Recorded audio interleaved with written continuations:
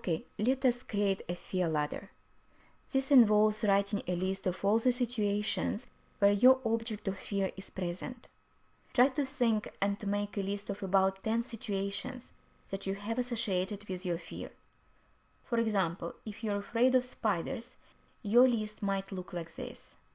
Picture of a random spider net somewhere. Picture of a spider net in your house.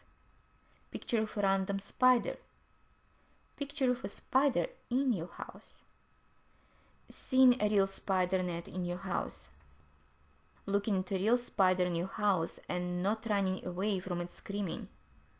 Touching a real spider net with your hands. Coming closer to a real spider.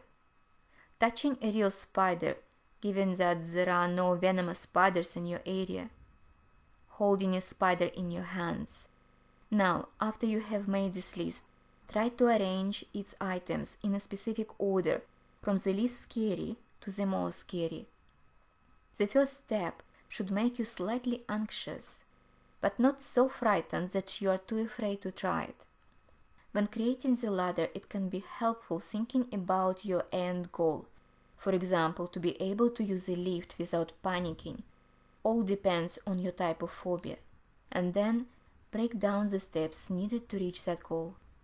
If you're afraid of spiders, touching the spider doesn't have to be your end goal. It could simply be to feel comfortable seeing one. Also, I have to admit, I managed to bring my phobia down to holding a spider in my hands before releasing it into the garden outside my house. Think about the steps of your ladder. What emotions do you feel when you are looking at every single item on your fear list? Please be honest with yourself. After all, you are the only person who will ever know about this, unless you decide otherwise.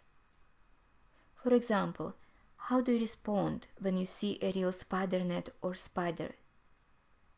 Analyze your feelings and describe them in your diary for each case. Now, mark each item from this list from 1 to 10, judging on how much fear you experience in each particular situation.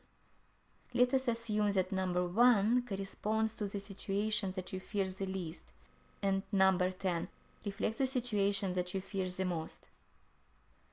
Once this fear ladder has been developed, you can try and expose yourself to those situations that are least scary and progress to the next step of the fear ladder. For example, in the above situation, you can start by looking at photos of random spiders or watching TV programs about spiders so you could learn more about the subject of your fear. The key of this behavioral therapy is not to rush things, but be patient and take your time.